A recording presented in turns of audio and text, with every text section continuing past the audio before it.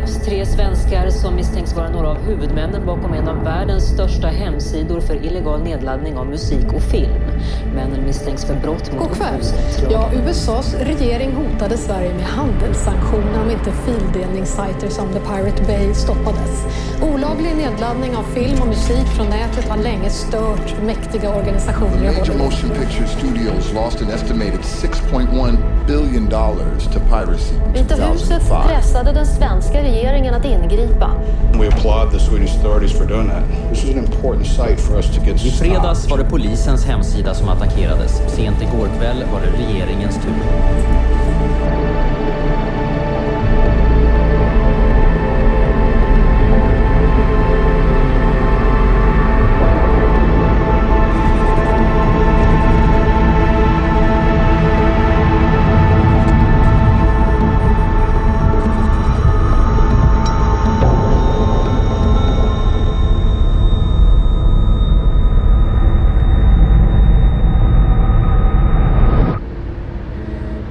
Imorgon så startar rättegången mot grundarna av fildelningssajten Pirate Bay. Idag möter de media.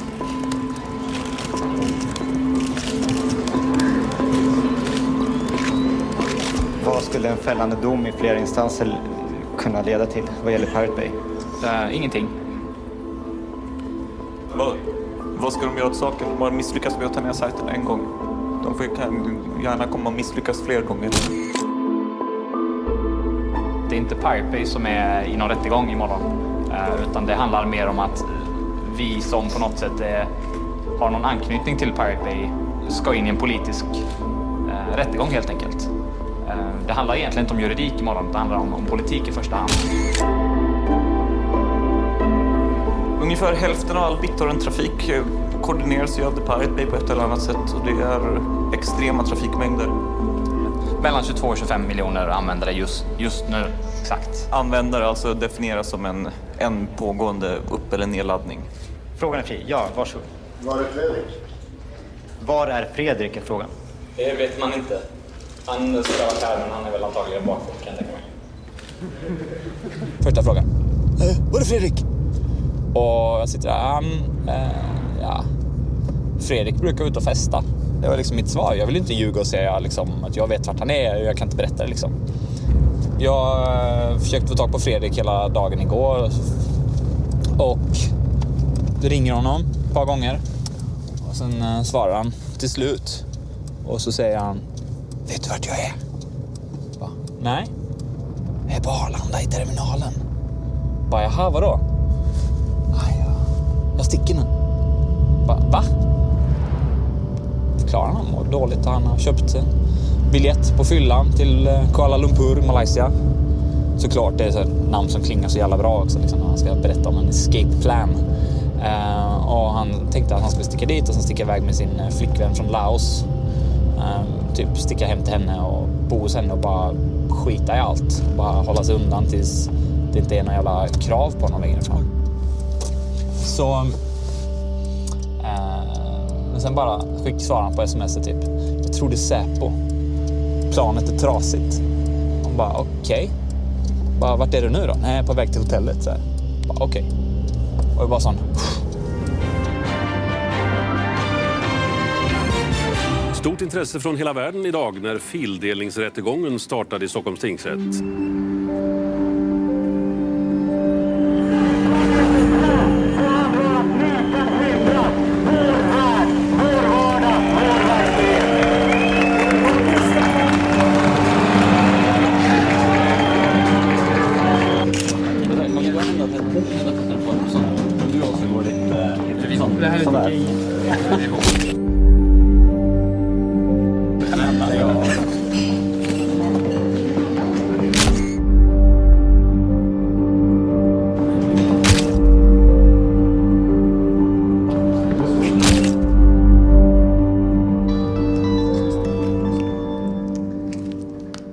Monique Wadsted.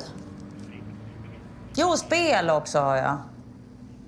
Spel, inte musik, nej.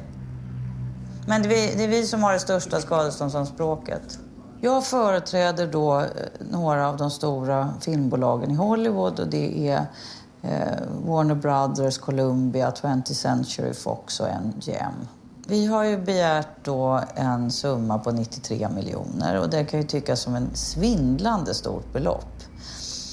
Alltså och då ska man ju tänka på att det är verkligen en indikation på hur omfattande den här verksamheten är. För det här är 5 verk under 6 månader. Pink Panther, Syriana, det är en Harry Potter-film, Prison Break och Walk the Line. Det finns inga tveksamheter i vad de har gjort. De har bedrivit en kommersiell verksamhet. De har ju tjänat pengar på detta. Och då är straffvärdet för den typen av gärningar, det är fängelse. Det är liksom inte böter.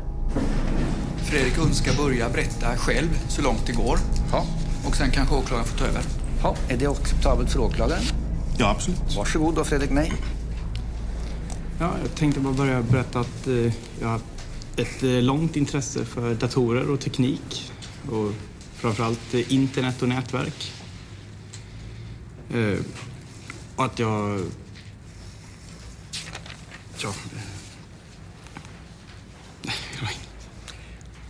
kommer av mig totalt. Ja, du kommer av dig lite grann. Ja, du är långt intresse för teknik. Och att det är därför jag har kommit in i Pirate Bay. På grund av mitt intresse för tekniken. Och jag tycker det är väldigt kul att jobba med tekniken. Och för mig är Pirate Bay en teknisk utmaning. Att driva en så här pass stor sajt, att driva en så här pass stor tracker med den tekniska biten. Att få leka med datorer som jag annars aldrig skulle ha råd privat att leka med. Jag tänkte börja med att fråga dig. Det står ju, jag har läst väldigt mycket i pressen om att du beskrivs som ett datageni. Hur skulle du själv beskriva din kompetens? Ja, jag besitter ju en viss teknisk kompetens, ja. Och en viss? Vad betyder det? Om du skulle jämföra med andra? Ja, jag vet inte om det här är riktigt rätt tid och plats och medium för att posta mitt CV på, liksom. Men nu frågar jag ju dig bara. Du kan ju svara snällt då. Ja, jag undviker att gå in på den frågan. Den känns för rent värderingsmässigt. Alltså den känns för... Rent värderingsmässig. Är den värderingsmässig? Den är väldigt, väldigt svår att svara på. Hur lärde du känna Fredrik och Gottfrid? Det kommer jag faktiskt inte ihåg hur det var från första början, men det utgår ifrån att det var på något chattrum på internet, något forum. Ja. När träffades ni första gången? IRL? Vi använder väl inte uttrycket IRL. Vi använder AFK, men det är en annan sak. Men det kan jag faktiskt inte komma ihåg heller. Vad lärde känna IRL? Var det så? In real life. Okej. Vi gillar inte riktigt det uttrycket. Vi använder AFK som betyder away from keyboard. Vi tycker att det är på riktigt på internet.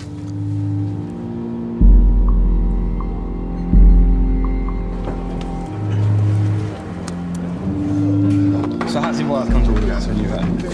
Är du inne i Pirate Bays? Japp. Allra heligaste nu? Ja. Här har du några av dem som jobbar på det. Är det folk som är inne och jobbar just nu? Ja, precis. Var sitter de någonstans? Är det i Sverige eller vad är det? Det är nog USA, USA eller England, Finland tror jag.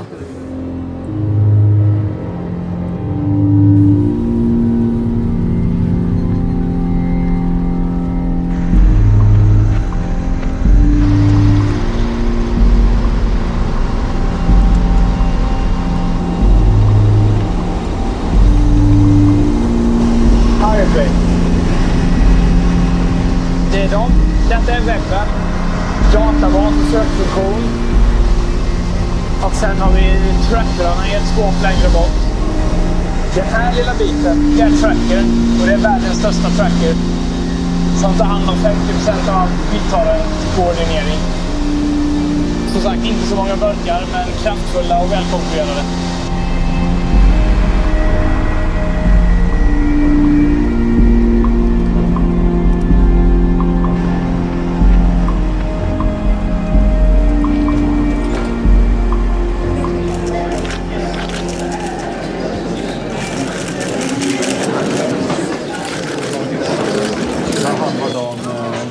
kändes det där inne? Ja, mest långtråkigt hittills. Jag tror att åklagarens strategi är att ljuga så mycket som möjligt på så tråkigt sätt som möjligt. Att han helt enkelt somnar under förhandlingen och inte är fysiskt kapabel till att försvara sig. De här som säger att ni har tjänat massa pengar på att illegalt material sprids. Säkert tjänat en massa pengar, men så har det kostat en massa pengar att driva sajten också. Hej! Okej, men vi springer ner till trappen helt enkelt. Hej. Men jag tycker vi går och äter nästan. Okej. Inte vegetariskt. Alltså, administrerar du sajten vi håller på och pratar om redan sitter rätt. Ännu roligare var ju vad som sitter i min laptop, nämligen en piratkopierad Depeche Mode-skiva. 5 minuter upp på den här åter. Ja, hur fan lyckas Rosvall konstant blanda ihop megabit och megabyte? Jag vet inte. När man mäter lagring, då är det lätt med att man är i byte. När man mäter hastighet, med att man är i bit generellt sett.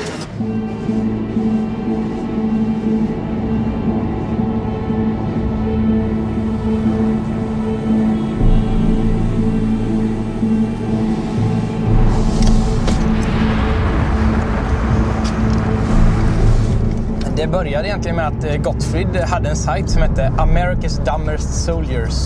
Som är ungefär så här, man får ratea 1-10. Och så var det amerikanska soldater som dog i det första Irakkriget. Och så fick man ratea hur dumma de var. Tack vare att de hade dött på olika dumma sätt. Och den var ju verkligen uppskattad av USAs regering eller någon annan. Så jag hade ju en lina över, så jag lät honom ha den hos mig. Och den var från British Telecom. Och någon från amerikanska utrikesdepartementet hade ringt chefen på British Telecom. Som i sin tur hade ringt chefen på den operatören i Sverige där jag jobbade på. Som i sin tur ringde mig. Så i rakt nedstigande läget från USAs regering fick vi order om att ta bort den. Och vi höll på att bråka jättelänge innan vi tog bort den. Och hävdade att det var yttrandefrihet och parodi och typ alla de här lagarna. Men till slut så tog vi bort den när det blev alldeles för mycket. Och ungefär 2 månader senare så behövde Gottfried mer bandbredd åt Pirate Bay. Och då hade jag ju fortfarande den linan tillgänglig. Och då stoppade vi upp Pirate Bay där.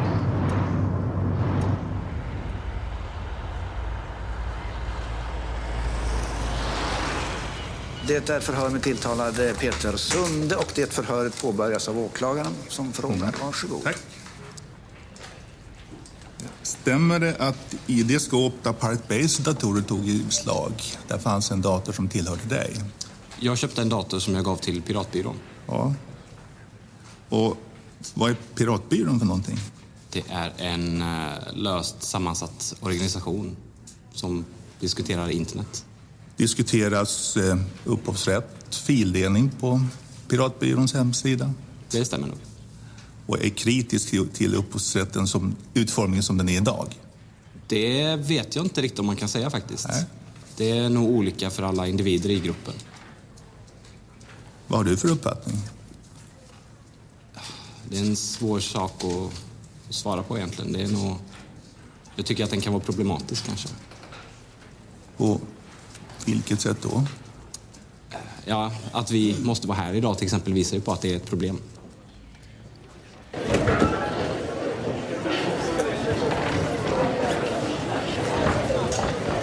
Till att börja med så tror jag inte på att det skulle finnas någon form av idé hos vanliga ungdomar om att upphovsrätt skulle vara fel eller så. Det tror jag är en myt och den har liksom den här kopimistsekten varit väldigt duktiga på att marknadsföra.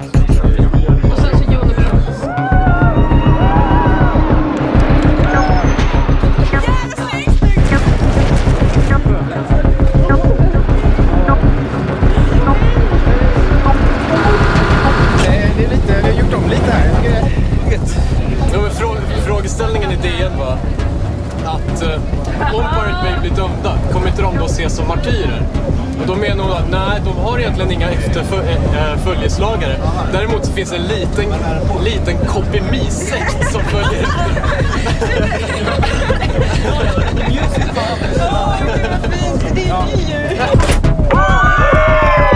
Piratbyrån uppstod ju sommaren 2003. Det var precis samtidigt som skivindustrin åtalade Napster i USA. Läkemedelsindustrin åtalade sydafrikanska staten för att ha kopierat HIV-mediciner. Namnet var ju givet, liksom, namnet Piratbyrån.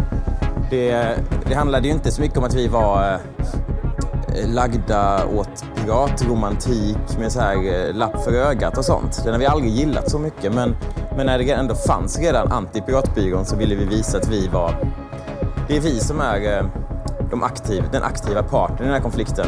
Anti-piratbyrån är den reaktiva parten. Hej, jag är Fonten från Anti-piratbyrån. Det är så att vi har fått ett tips om att du säljer kopior in.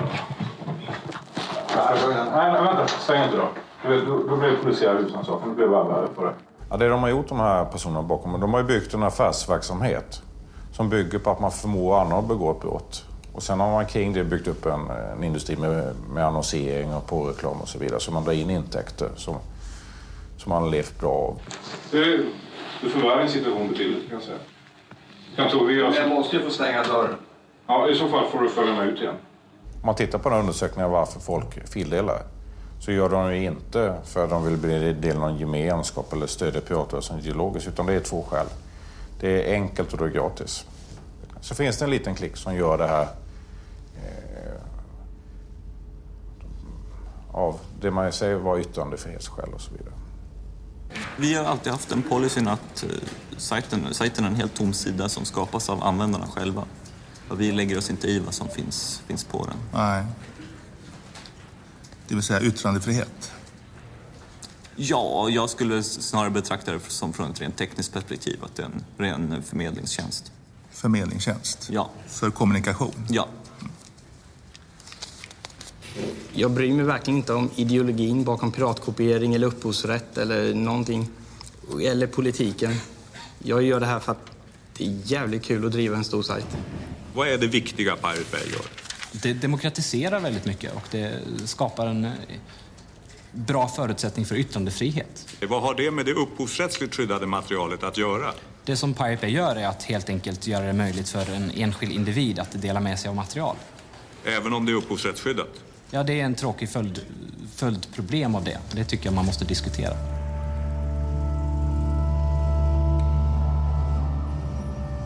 Vad hoppas du på? Jag hoppas på att vi inte har ett totalt övervakat nät som är begränsat. Och det är väl den största frågan just nu, att upphovsrättsindustrin gräver en grav för internet. De tar inte hänsyn till samhällsnyttan av ett fritt nät. Det är väl det stora problemet, att det är gamla människor som sitter och styr i bolagen som vet hur man tjänade pengar förr och inte vill förändra sig. Liksom. De är rädda för förändring. De är lite som Amish-folket. Liksom. De vill inte ha elektricitet, för de vet hur man gör saker utan. Roger Waters kallas säsong 9. Den som laddar ner en film, tror du att han sen går och köper samma film? Att han ska gå och köpa? Ja, eller på något annat sätt. Det är mycket möjligt. Det beror på kanske kvaliteten. Om han blir väldigt intresserad och vill ha en jättebra kvalitet. Om man har ett DVD som har extra material i. Det är väl det. Det gäller att öka värdet av de produkter man säljer så att det funkar som marknadsföring i så fall. Om man ska lyckas anpassa sina affärsmodeller till den nya världen. Tack så mycket. Jag vill först ha det sagt att anledningen till att jag ringde till din institution och ställde de här frågorna, det var att vi inte kunde få fram ett komplett CV på dig. Och du har uppgett dig vara professor här till rätten, och då på institutionen svarar man att du är tillfällig gästprofessor. Och det är alltså bakgrunden till de. Vet du hur man använder Google? Då kan man hitta en CV väldigt enkelt på mig. Jag tror vi hade lämnat den frågan. Nej, men jag tror det också. Men, ja, men då är vi överens om det. Bra. Då har vi lämnat den frågan. Tack, herr ordförande. Tack. När du fick den här tjänsten, fanns det några konkurrenter till den tjänsten? Jag trodde vi hade lämnat den här frågan, herr ordförande. Det är en fråga jag vill ha svar på. Har du väl att svara på frågan? Det har jag ingen aning. Jag blev ombedd att komma dit. Jag gick igenom, nu ska vi tillbaka igen på det här, exakt igenom samma urvalsmetod som varje professor på KTH. Alla mina skrivelser fick lämnas in. Vi hade 3 professor, 2 internationella experter på det här som bedömde att jag var en sån person som skulle ha det här tjänst. Tack så mycket. Du ska gå fort om du bara svarar på frågorna. Alltså det är hur långt kan man gå? Ja, jag har ingen resultat över ditt resultat som du för fram. Så man har ingen angreppspunkt där. Man försöker angripa på det personliga planet. Herr KTH, Kungliga Tekniska Högskolan, professor Roger Wallace. Jag tycker det är sjukt att attackera den akademiska världen så här. Men det är inte första gången, för jag har hört talas om otrolig historia i USA, hur professorer som har sagt någonting som indikerar att fildelning kunde vara positivt för branschens utveckling har verkligen jagats med piskan. Så det är trist att de här amerikanska metoderna kommer till Sverige nu, tycker jag. En sista fråga dock från domstolen, och det är om ni begär någon ersättning för att ni har inställt det här idag. Ja, ni får gärna skicka lite blommor till min hustru. Ja, tyvärr tror jag inte domstolens budget tillåter det.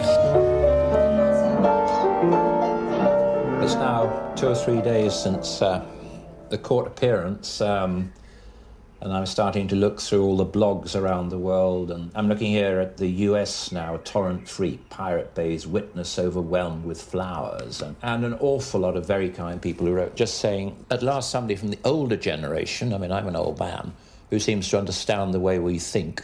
I also make the point here that as a composer, which I am, I mean a song I wrote bought our first house. I support copyright, but only if copyright really has a function of encouraging creativity, you know, an economic incitement or an incentive to create. Not the way copyright's developing now as a huge control mechanism for people who sit on large swathes of rights. En polisman som jobbat med brottsutredningen kring fildelar-sajten Pirate Bay fick jobb på ett av världens största film- och musikbolag bara veckor efter att förundersökningen avslutats. I ett mejl från Warner Brothers Entertainment säger man bland annat att de uppgifter som förekommit i media om en förmodad intressekonflikt är ren spekulation. Han sålde sin lägenhet, köpte ett hus i slutet av augusti.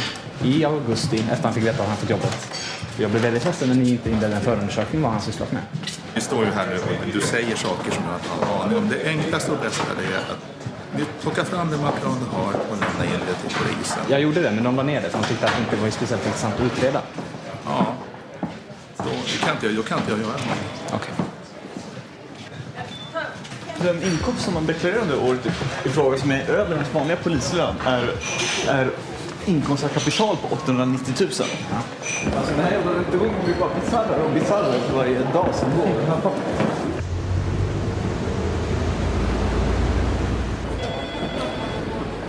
Jag tror elen har gått på Pirate Bay igen. Men varför använder du automatsäkringar? Man använder inte automatsäkringar. Därför de sitter på ellistorna. När automatsäkringen har gått typ 5 gånger så funkar den helt enkelt lite längre. Då måste man byta ut den. Då måste man bryta all ström. Mina laptops går bara sönder så jag hinner aldrig klistra något på dem. En spillde jag gin och tonic i, en spillde jag öl i och en trillade jag över och spräckte skärmen på. Finns det velan och så här? Ja, bambuser. Gör det inte det? IFK fick vela 0, Ki, SK och bambuser. Men för i helvete! Jag har abstinens! Jag har inte nätat på hela dagen.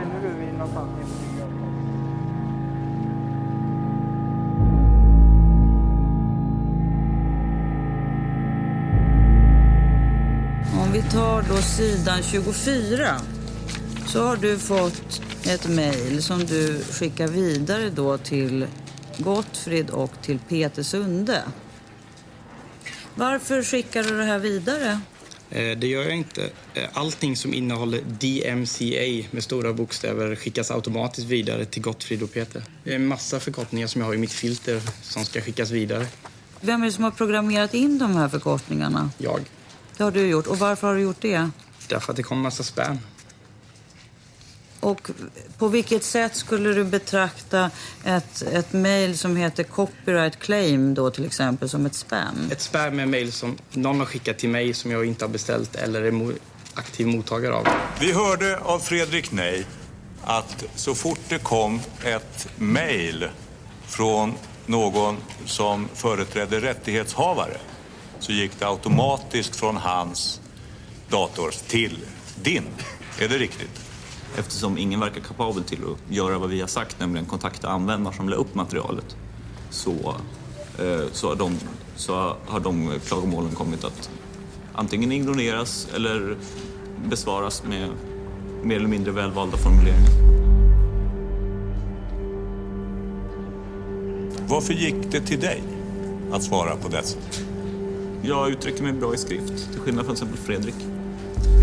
Men en sån här förfrågan, den föranledde ingenting annat än hån och åtlöj. Ja, de första ungefär 100 gångerna de kom in så föranledde det: nej, du ska kontakta den som har lagt upp filen istället för oss. Och de nästa 100 gångerna? Då börjar vi ledsna.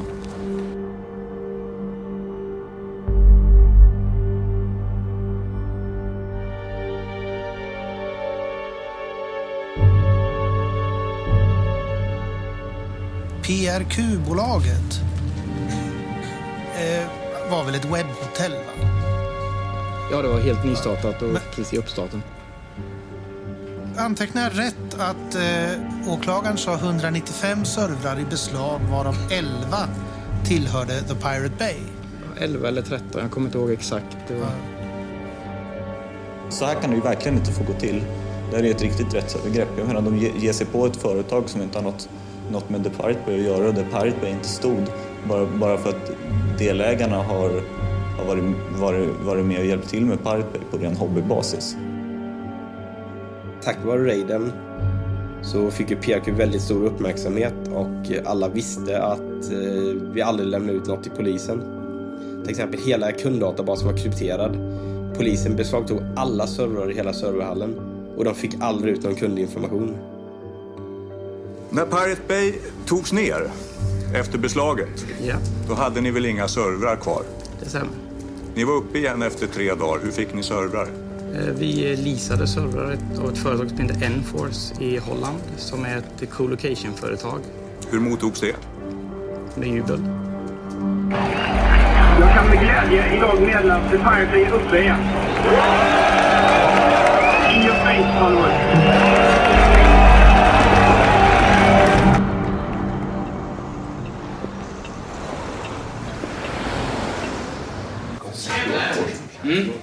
Jag kommer strax.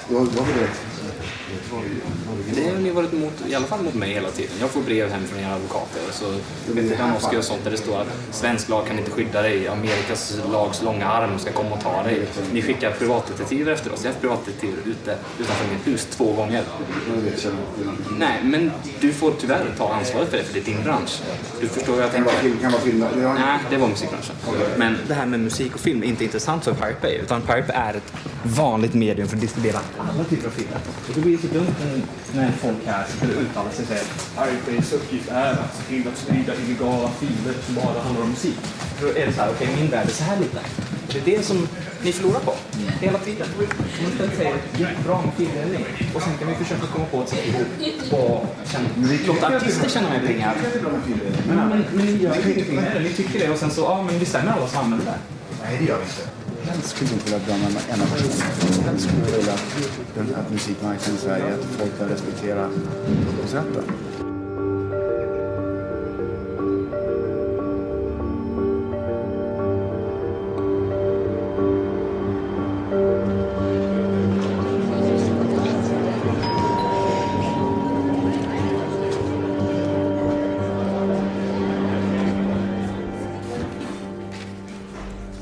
Vad syftet med The Pirate Bay, så som du uppfattade det? Vi pratade aldrig om sådana där saker som syfte, om det kan ha varit att reformera någon lagstiftning eller att det kan ha varit att någon är ilska mot några amerikaner eller vad det kan vara. Jag vet inte riktigt vad syftet från deras sida var. Nej. Men från Fredriks sida, och det var ju med Fredrik jag hade att göra, så var det att det här ska bli en stor sajt. Det ska bli världens största sajt i sitt slag. Och syftet från min sida var bra. Världens största sajt, det gillar jag. Pirate Bay. Och vem finansierar det? Vem som finansierar sidan? Till börja med. Ja, alltså vi har haft annonser på vår sida som har dragit in pengar som vi har köpt. Du hade en kille som heter Lundström, va? Som hjälpte till med pengar. Ja, vi varit sponsrade i början av ett företag som heter Rikstelekom. Och vad hade han för syfte? Han kanske såg det som gratis reklam för hans företag. Carl Lundström är en intressant person. För han står ju bakom flera av de här organisationerna på högerkanten. Carl Lundström som du pratade om, han har tydligen gett pengar. Men svara på frågan, har han företrätt de här organisationerna? Nej, men jag har otroligt jävla svårt för den här att alla ska se på oss som högerextremister liksom. Jag blir sjukt jävla sårad och förbannad över det. Min bror är ju dömd anarkist. Han har ju stått i tingsrätten själv och fått försvara sig och sina tankar och sådär. Och vi har ju liksom varit på VAMs dödslista båda två. Det känns jävligt konstigt att man ska bli anklagad för att ha varit med och startat VAM liksom. Och det är så jävligt svårt. Jag kan ju inte stå för någon annans politik än min egen liksom. Och det... När man har lite inflytande på folk, att folk lyssnar på vad man säger och så, då får man ju använda den positionen till att göra någonting bra också. När blev du talesman för Pirate Bay? Ja, det är ju ingen officiell titel sådär, men det har väl varit mer en funktion som jag har fått. Ingen ville ta tag i den biten och då tyckte väl jag att det var viktigt att prata om att Pirate Bay gjorde någonting viktigt. Och eftersom ingen annan ville så blev det väl jag som gjorde det. Om du skulle beskriva Peter Sundes, hans roll under den tiden, hur skulle du beteckna det? Ja, han kom ju in någon gång under den tiden när vi behövde ett, vad ska man kalla det, ansikte utåt. För ingen, vare sig jag eller Fredrik gör sig särskilt bra i möblerade rum. Innebär det att han hade inget med driften att göra? Nej, precis. Eller design av någonting att göra? Nej, precis. Finansiering? Nej.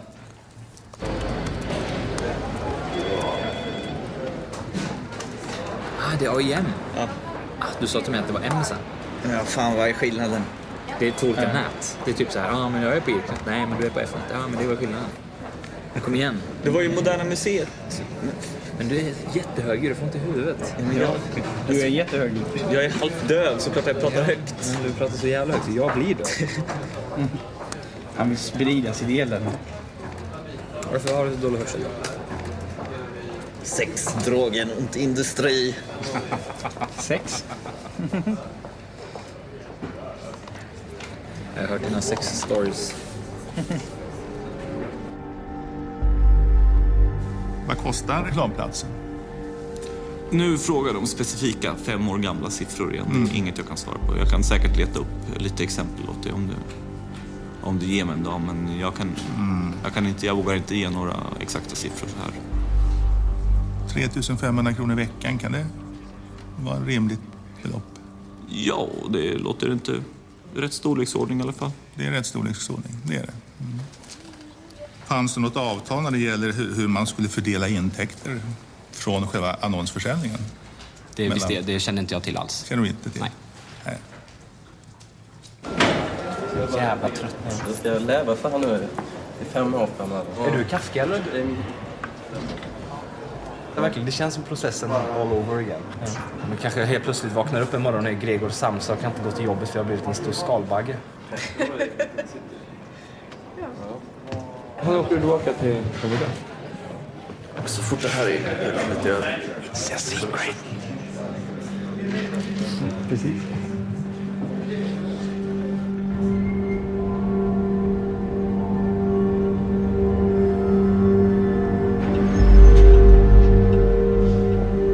What are your thoughts in general about the case? It will be nice that it's finally over. Tomorrow it's just half the day and then it's just the closing arguments and then we're finished. How much money are they looking for? They want about 20 million euros in damages. But good luck finding that money at me. I don't have that kind of money. If they knew that our entire office is a chat room on IRC,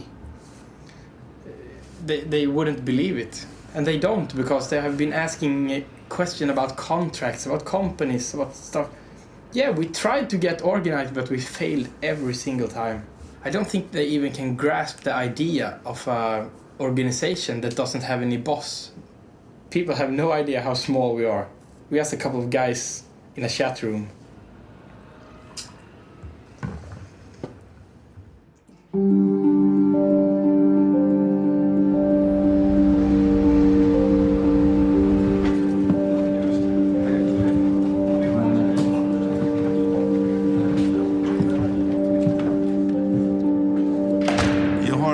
Påstått att vinningen av verksamheten inte understiger 1,2 miljoner.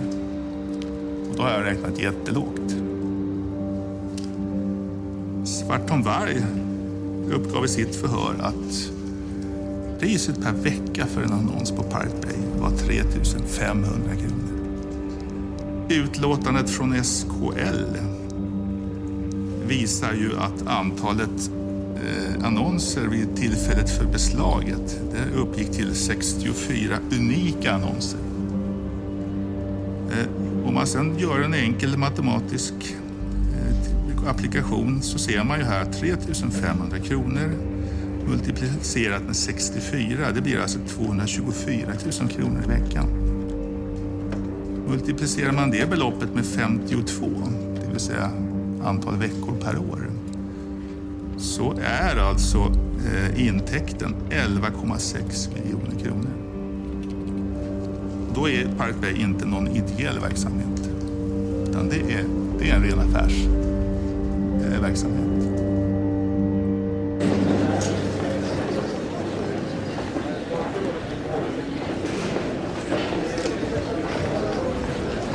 Fyra gånger 52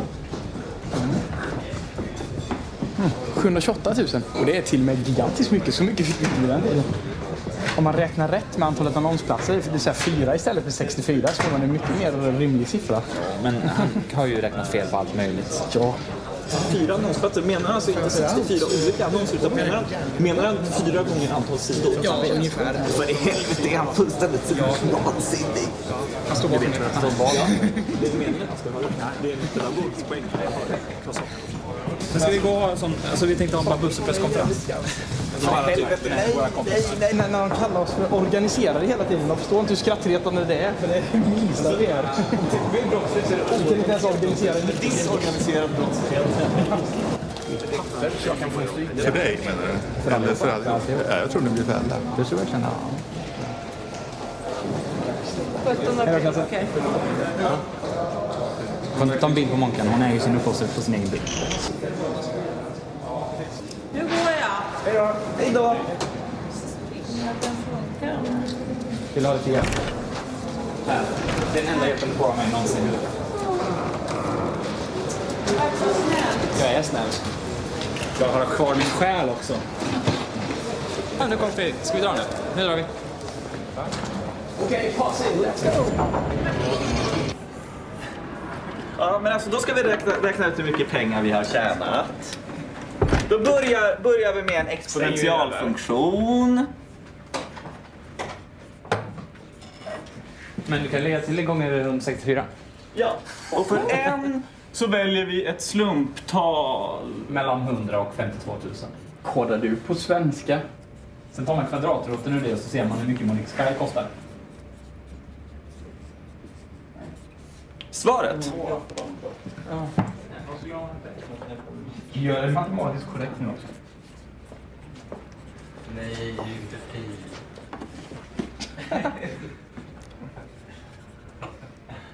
Jag har inte det ute. Okej, slå framför dig och kolla så att det blir rätt. Okej, jag får lite cred. Det sitter liksom i muskelminne. Jag kan skriva talet men inte skriva det för hand. Jag måste liksom emulera ett tangentbord. Så vad gör alla den 17 april klockan 11? Ska du stå och köa utanför domstolen? Klockan 11, det blir klockan 17 lokal tid. Ja, jag tänkte samma sak också. Men Gotte, kan du sätta det här på? Nej, jag tänker inte vara med på någon jävla presskonferens. Jag är så jävla less på allt av presskonferenser och så på kameror engelska är det. och...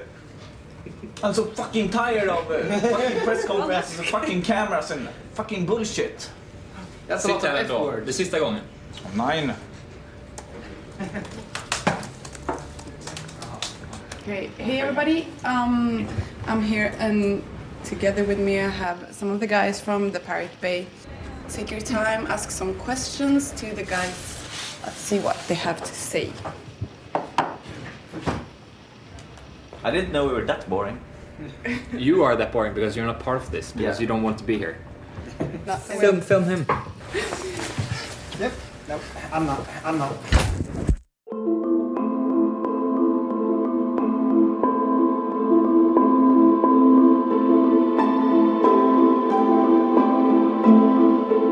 Och idag slutligen avgörs om männen bakom fildelningssajten The Pirate Bay är skyldiga till upphovsrättsbrott eller inte. På svt.se får ni följa i direktsändning när domen meddelas klockan 11 på förmiddagen. Nej, men... Ja, men som sagt, var inte orolig för mig. Jag är inte på mig själv så. Vi hörs sen. Ha det gott. Hej. Pappa var nervös än vad jag är.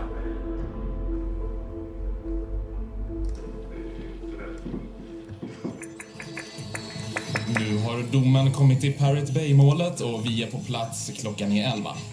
Det blir alltså fängelse i 1 år för alla de 4 åtalade.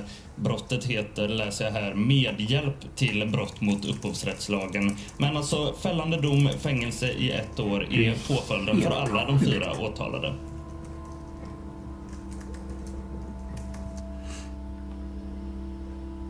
Ja, detta måste ju vara ett skämt nästan. Vi är på Stockholms tingsrätt för några minuter sedan. Men mamma, ta det med ro, det blir ingenting. Pirate Bay-målet. Det tar 5 år för att färdig. Nej, men ta det med ro, detta är bara... Detta är politiker. Och härningsrätten istället för tingsrätten. Har de åtalade samarbetat och fungerat som ett team för driften av vidareutvecklingen av sajten. De har haft kännedom om att upphovsrättsmaterial har fildelats och därmed så anser rätten att de uppsåtligen främjat andras upphovsrättsintrång och alltså är skyldiga till medhjälp till brott. Ja, tingsrätten har idag klockan 11 meddelat dom i det så kallade Pirate Bay-målet. Och i målet uppskattat skadeersättningarna till sammanlagt drygt 30 miljoner kronor. Fuck you. Det är fan ett bra jobb i Hollywood sen. I'll come back to you. Alltså det är ju helt galet.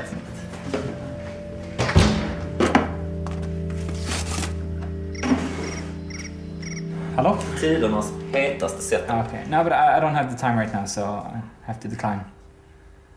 No, actually I'm the only one in Sweden. The other ones are out in the desert or in the jungle somewhere right now.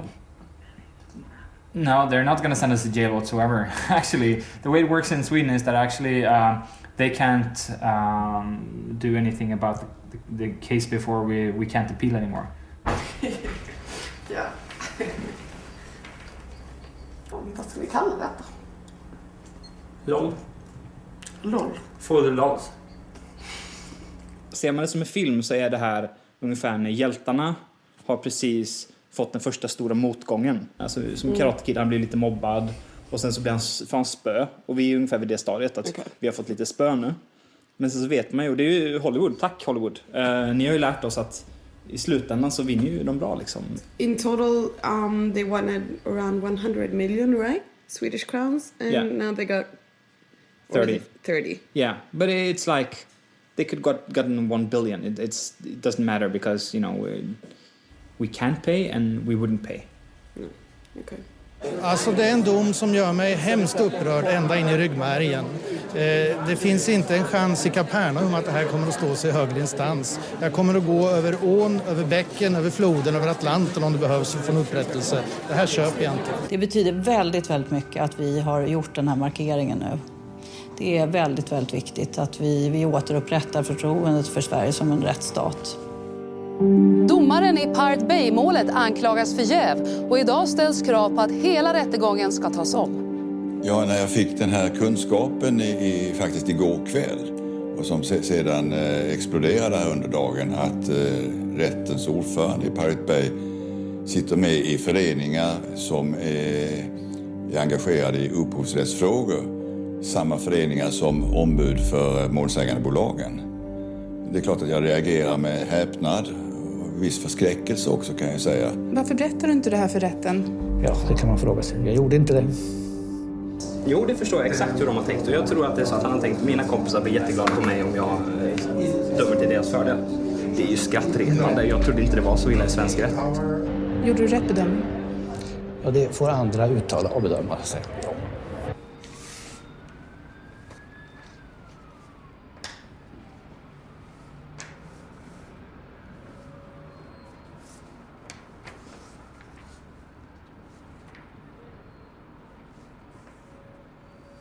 Ja, det är Thomas då, domaren, som är då domaren då i tingsrätt.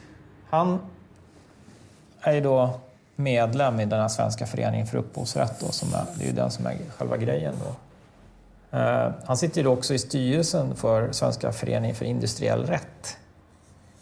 De här två föreningarna har en tidning tillsammans, NIR, samt att alla de här advokaterna som biträder då åtalet, Peter Danowski, Henrik Pontén och Monique Wadstedt, också samtliga är medlemmar i den här föreningen.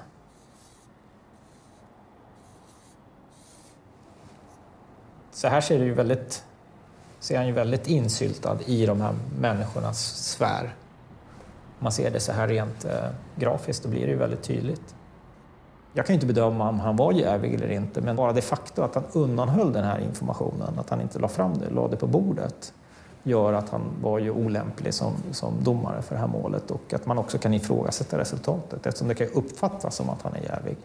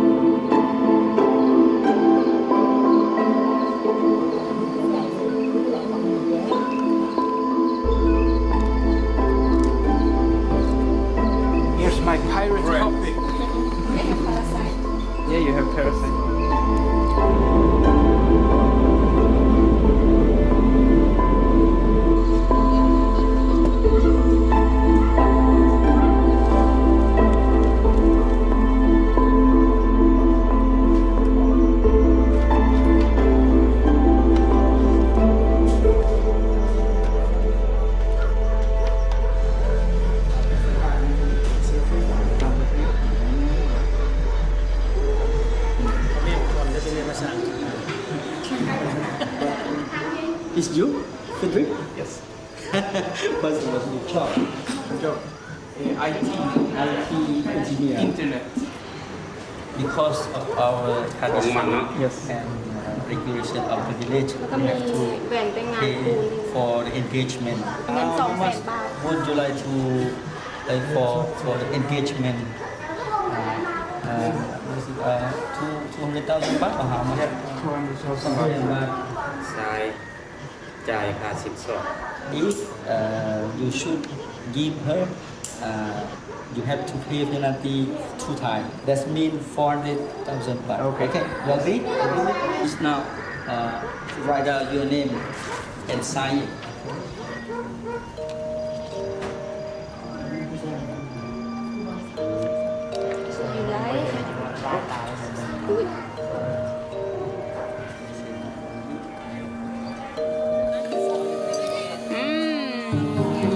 Yummy. Hello. Hello. Yeah, if it didn't cost me 400,000, I would divorce you.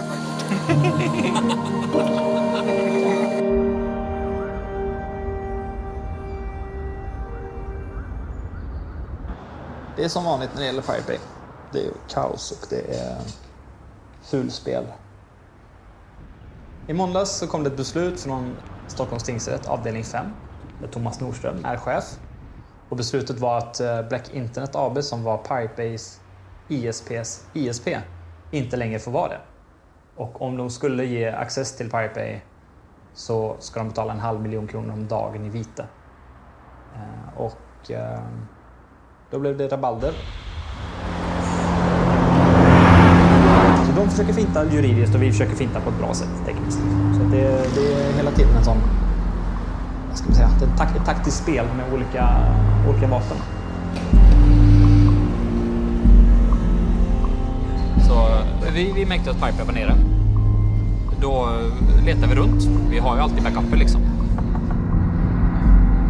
Och så kom jag på att Piratpartiet har ju registrerat sig som en ISP. Piratpartiet jobbar för förändrad syn på upphovsrätt, ett öppet internet och fri tillgång till kultur. Då kom jag på att om vi skulle ligga hos Piratpartiet så betyder det också att om deras internetleverantörer i sin tur väljer att klippa deras kablar så klipper de bort hela Piratpartiet. Och då klipper man ju bort ett politiskt parti som är representerade för Sverige i EU. Och liksom det är politisk censur på allra högsta nivå.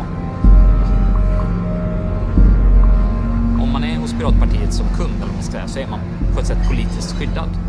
Man får en diplomatisk immunitet om man vill säga så. Ja, efter dagar av spekulationer så kan Rapport nu avslöja att Piratpartiet tar över ansvaret för säkerhet och drift av sajten Wikileaks dataservrar. Wikileaks kopierade ju, eller om Piratpartiet kopierade, man återupprepade det som man har gjort med Pirate Bay, att man helt enkelt lät Wikileaks vara skyddade av ett politiskt parti genom att ha samma internetuppkoppling som dem. Och alla läckor som finns på Wikileaks har de även släppt via Pirate Bay därför att det är ingen censur där. Och Gottfried han är ju bra på teknik och kryptering och allt sånt, så han har hjälpt till med olika viktiga projekt som bland annat då Collateral Murder-filmen som gjorde Wikileaks superkänd över hela världen. Clear. I'm firing.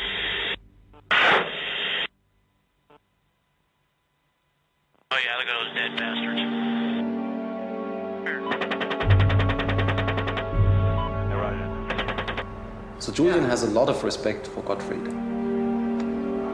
Yeah, I remember when Gottfried said, yes, a new customer, WikiLeaks, and they need some help because they're like under more attack than ever. Well, the first time I really got in contact was when we had to pay a bill, which I still remember because no one, and that was a constant problem we had, no one remembered the stupid customer number and no one wanted to say anything on the phone and stuff. So I remember in 2008, I flew to Sweden to pay the bill in cash. Oh, okay. Because Gottfried always said he didn't want to have money from WikiLeaks. Oh, but we paid, I mean, I flew there and I paid for 1 year and I paid for a bit in advance. Okay. So, well, Julian was with me. He flew in as well. And then we arranged this meeting with Gottfried to hand over the money. And this was one of the weirdest incidents in my life. He came to the hotel and he had someone waiting outside in the car. And they had some kind of agreement that Gottfried would always be near a door, near a window. And so he stood there in this lobby with his long hair, and he looked completely strange, and he behaved really strange. Yeah. And then every half a minute he turned around to see if the guy in the car was still there. And Julian and I, we were standing there, and we thought we would just, I don't know, go hang out or something like this. So we asked him if he wants to come up to the room where it's a bit better than standing in a hotel lobby, and he was all like, no, I can't leave. You're turning around all the time. Oh, that was strange. Never heard that before. And then handing over some cash, and the guy left and jumped in the car, and they drove off, and we felt like, okay, well that was meeting PRQ for us. Ganz herzlich willkommen, Peter Sunde. Peter, first question. Are you a killer that ruined the whole industry? Well, I would love to take credit for it, but I can't. Sorry, they did it themselves. There is a law case now with you. Just one? Yeah, well, I don't know how many, but some discussions going around. You had a new idea, Flutter. Yes. Let's go to this. Well, it arrived from the discussions we had with the Pirate Bay that we were kind of two sides. One side said there's not a real problem with people downloading, and the other side said, well, we're not making money from the internet, so we're not going to survive, and that's a problem. Mm-hmm. And there was nothing really happening. Can you, in short terms, explain as Flutter how it functions? So essentially, you as a user sign up, and you put money into an account, and you decide how much money you want to spend per month. And then you find buttons on the internet called small Flutter buttons. And they look like the Facebook like button. And if you click it, we remember that until the end of the month. And then in the end of the month, we see how many clicks you did, and we share your money equally amongst all of them. Where is the money going to? Well, it's going to the creators. Mm-hmm. So that's kind of the whole concept.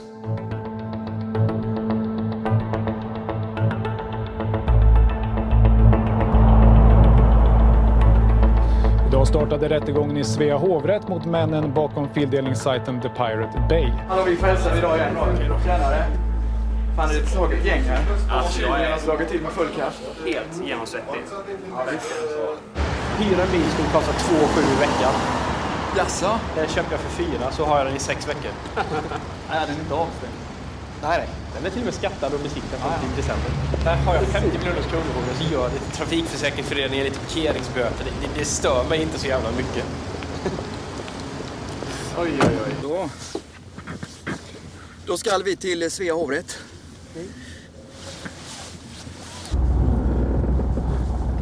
Kommer Gottfrid? Mycket tveksamt.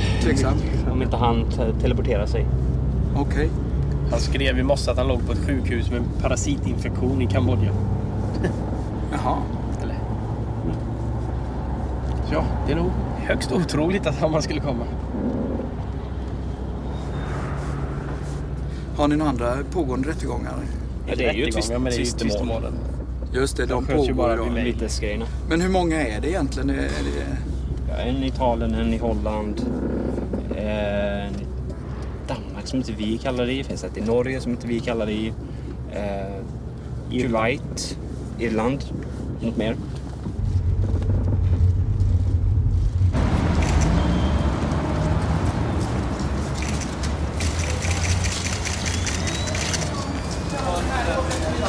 Vad är det viktigaste i det här målet som du ser? Och jag tror att det är väldigt viktigt att man tar en mer syn på hur samhället ser ut och hur samhället borde se ut och inte bara döma ut efter vad stora företag skulle tjäna mer.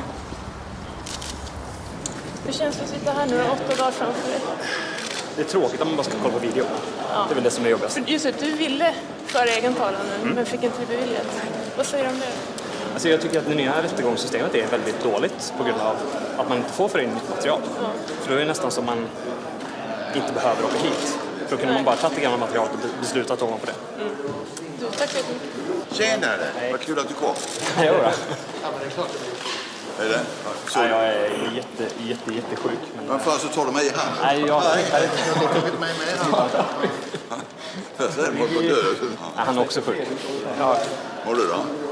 Förkylning och ögoninflammation. Knappt jag sover hela natten. Så vi... Jag fick ett sms precis nu. Från hans mamma. Okej. Vad ska hon? Jag skrev att han är kvar i Kambodja. Okej. Så att... vi har ju han var sannolikt ganska sjuk. Mycket sjuk. Men han har ju haft ganska mycket problem förut också. Ja. Och när man tittar på en så är man inte liksom hälsa. Det är det första man tänker på. Och du har fått fram honom sist. Vad gör du idag? Drifta webbsajter. I Italien? Ja. Som är internet. Man kan jobba vad som helst. Bara man har internet-access. Via internet, ja.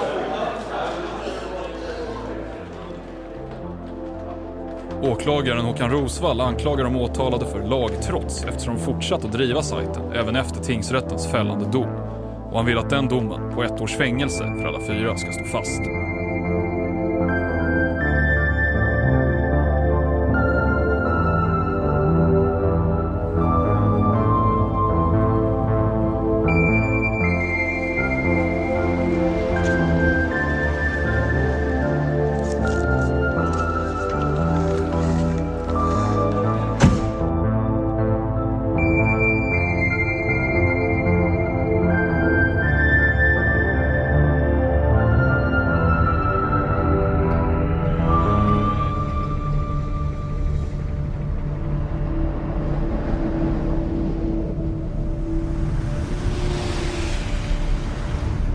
Just nu står tunnelburken i pionen hos Piratpartiet. Pionen är ett skrytbygge i Max-stil. Tunnelburken är ingången från internet till Pirate Bay. Sen sker allting bakom någonstans. På de riktiga servrarna. Som är gömda. Nu är vi på väg till det riktiga berget.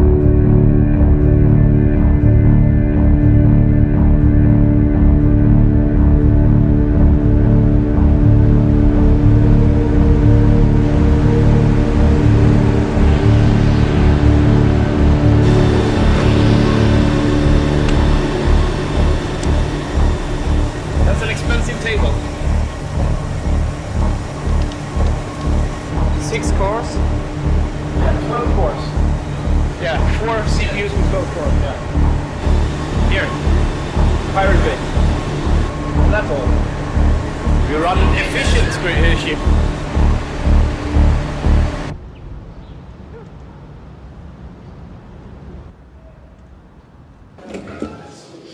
Men de som nu äger, vad har de sitt säte i? Jag vet inte. Kolla här. Piratpartiet, de postar ju användare just nu. De har pratat. Det har ju även gått vidare. Sen vi skickade det vidare, hur de skickade vidare en gång eller 2 gånger. Det har hängt med i alla svängarna längre. Vi saknar ju Piratpartiets engagemang från tingsrätten med bussar och... Bussarna var piratbyrå. Var piratbyrå? Okej, ja. Och trumpeter och saker, flaggor och grejer. Ja, det var piratbyrå. Vi känner oss lite bortglömda där kanske. Själva piratrörelsens idé om att slåss just för fri fildelning känns ju inte särskilt rumsren därför, helt enkelt. Det var en liten fluga som dök upp. Jag tror inte att det var... Jag har aldrig trott heller att den skulle liksom överleva.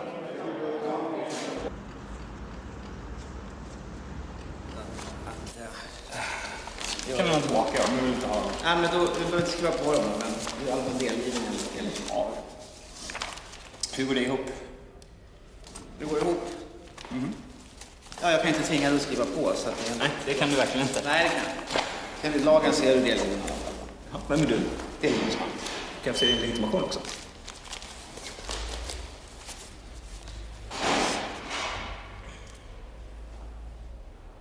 Kan jag få din... Jag vill gärna se din sista 4 också. Ja, det är för. Ja. Sen borde sluta röka, det är inte väldigt bra för hälsan. Nej, det känns. Det känns väldigt mycket. Ja, men det är ett stressmoment. Vad sa du? Det är ett stressmoment för mig också. Det är det. Det känns lite taskigt att göra så här. Ja. Men du får bra betalt. Nej. Varför gör du då? Jag har ett jobb. Har du barn? Ja. Då förstår jag det. Men du kan skaffa något bättre jobb. Ja, fundera på det.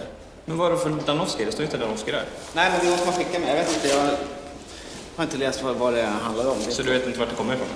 Jag håller med. Ja. Lycka till. Ha det. Det är ett kul jobb han har. Tycker du? Ja. Det gör inte jag. Jag är ungefär som lapplis. Men såg du debatten i tv i morse? En ung tjej, hon sa det väldigt bra. Hon sa att det handlar inte om att unga människor vill begå brott. De har bara ett annat konsumtionsmönster.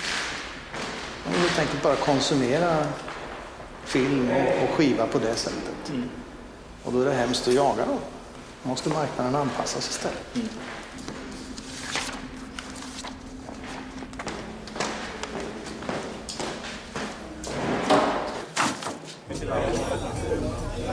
Håll er undan från piraterna! Jag bor i Bangkok och i Laos. Jag har en lägenhet i Bangkok.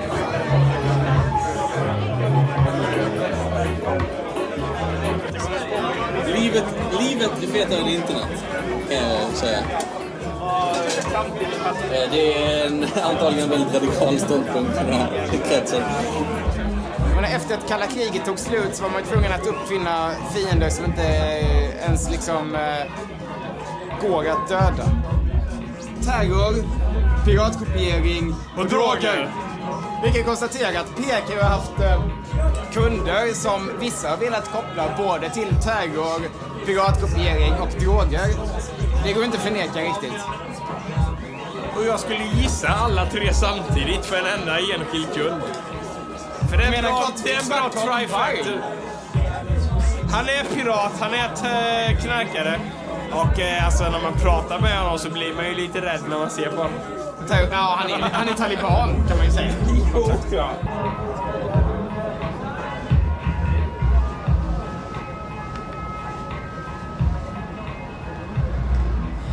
Jag kom tillbaka till Sverige från Kambodja. Jag har varit där i en månad ungefär. För att jag har varit väldigt orolig för Gottfrid och hur han mådde. Jag vill inte gå in för mycket på...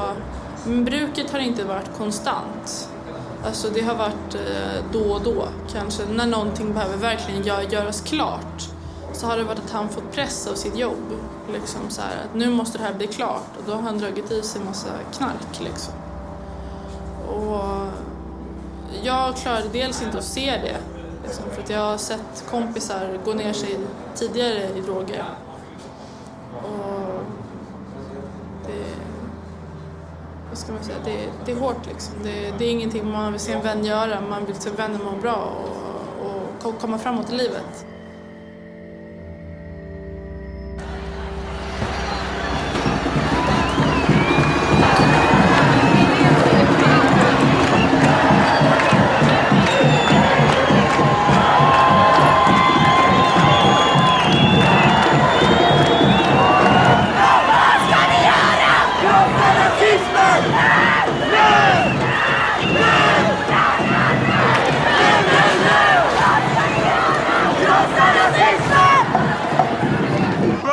Is a fucking vegetarian leftist bitch-ass bastard. He got balls because he's in the Pirate Bay, right? He's giving all the interviews. He's still a bitch. He does it because of ideological pussy-inflicted instincts. He needs to look himself in the ass and take his own life in his hands. Om man är på riktigt har tagit en öl eller två, då blir han den jobbigaste människan på jorden. Och problemet är att han tar en eller två öl åtminstone varje dag. There's some connection to right-wing parties in Sweden. Carl Lundström, one of the co-defendants, he was before a right-wing extremist. He found a lot of crap, but in the end, he married a Jewish girl. He has 4 kids. To call him a right-wing extremist, maybe 10, 20 years ago, that was correct. Now, I wouldn't say that. Om Carl Lundström är främlingsfientlig så är jag fan också främlingsfientlig. Alla gånger jag har fått stryk, alla gånger jag har blivit rånad, då har det varit invandrare i Sverige. Och med invandrare menar jag inte typ så här 7:e generationens finne. Det menar jag törkblattejävlar. Men vad ska man säga? Han är dum i huvudet när det gäller sådana saker. Han har aldrig tänkt själv, utan han har liksom bara gått på vad hans föräldrar har sagt och gjort så här. Han är alkoholiserad rasistkräk. Men jag ska honom ändå. And you know what? All the emails in the Pirate Bay trial comes from Anakata. Anakata, the security guy. Anakata, that don't know how to fucking encrypt this computer. Even I and Peter, we encrypted our emails. But Gottfried didn't. Gottfried is the stupidest person in the entire history of IT.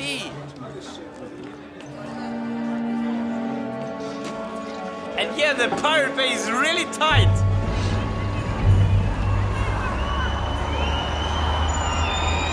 Typ inget batteri kvar alls.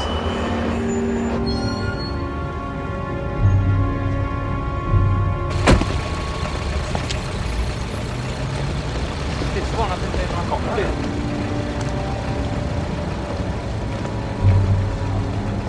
Ja, det är sista dagen nu då, ja. Ja, det är lugnt. Men du kan bara kasta. Men under delgivningslagen så är du delgiven ändå. Så kan du kasta. På YouTube. Men du kan kasta dem. Nej, du får göra det. Nej, det kan jag inte göra. Du kan inte tvinga mig att ta dem. Jo då. Enligt delgivningslagen så är det. Det är du som släpper dem där.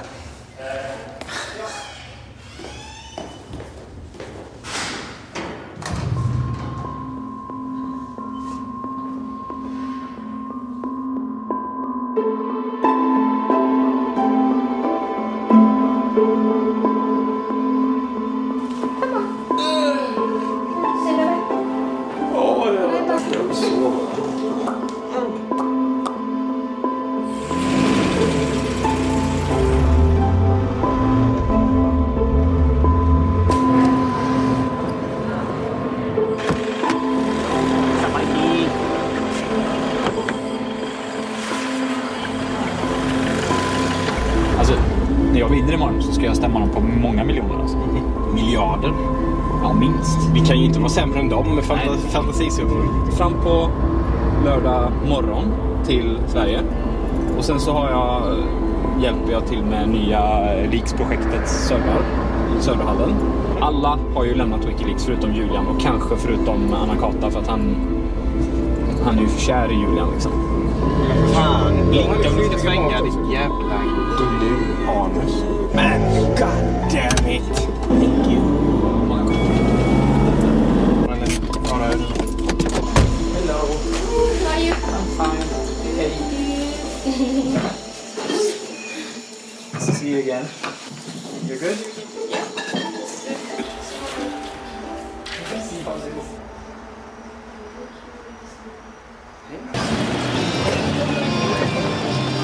Fredrik, vet folk om vad som hände för dig idag? Vet folk om vad som hände för dig idag? Nej. Inte ens din fru? Jo.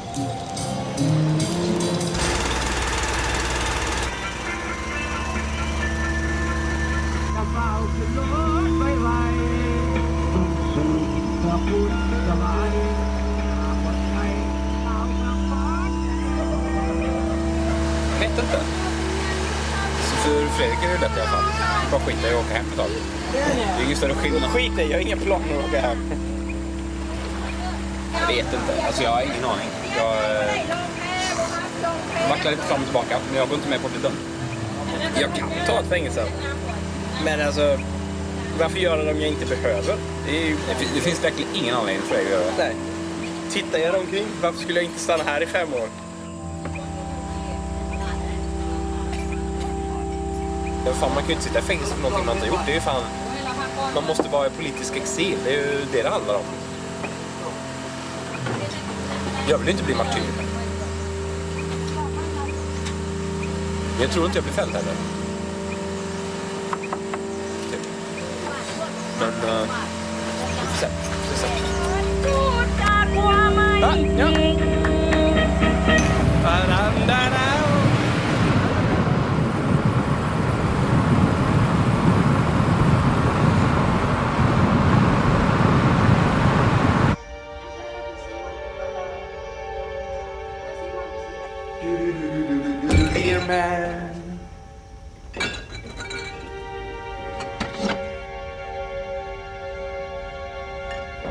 Ska du supa för av glädje eller av sorg? Eller supa för... Kan jag säga till dig om 12 minuter? Nej, internet synkade just upp. Jag tror det är ett omen. Sluta lagga. Frias Gunnar till Per idag skulle det vara en seger för friheten på internet. Kolla vilken ögoninflammation jag har. Piraten Gottfrid Svartholmberg lämnade sjukintyg. Som det stod i tidningen. Gottfrid Svartholmberg var sjuk.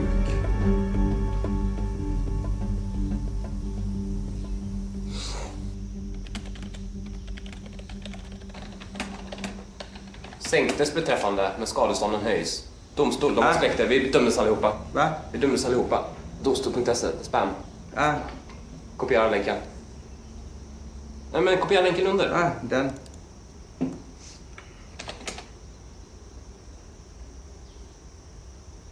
Beträffande de 3 tilltal anser hovrätten bevisat att de medverkat i verksamhet på olika sätt och i varierande grad. Fredrik Ney döms till 10 månader, Peter Sunde till 8 månader, Carl Lundström till 4 månader. Från 32 miljoner till 46. Han är inte med. Ja, just det. Från 32 miljoner till 46 miljoner. Ja, men det är ju Shit, bara... alltså. Ja, då förlorar vi. Jävla idioti alltså. Jag ringer min mamma. Nej, jag tänkte bara ringa och säga att ni gav fängsel fortsatt, men ni sänkte fängsel. Ja, men vi ska lova klagelse med 8 månader ställd på 1 år. Men jag vill bara ringa och säga det. Jag ger 20 ord och sånt, så tar ni med.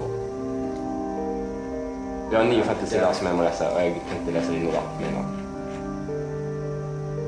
Okej, ha det.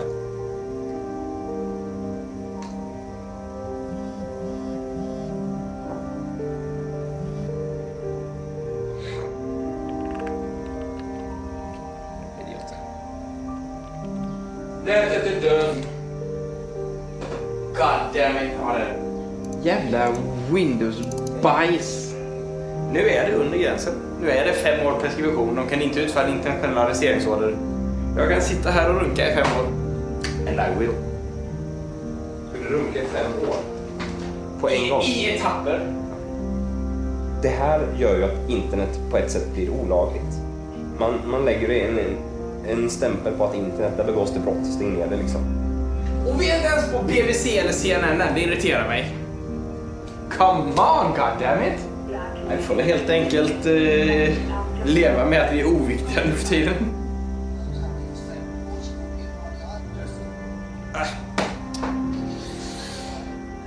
The Bay. När får vi nät igen då? Klockan 2 timmar.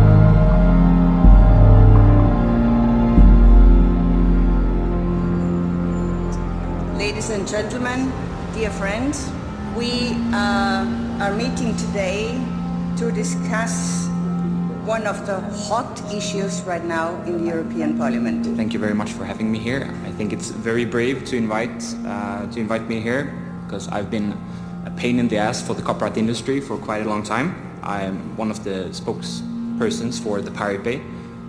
The Pirate Bay is the largest peer-to-peer file sharing system in the world.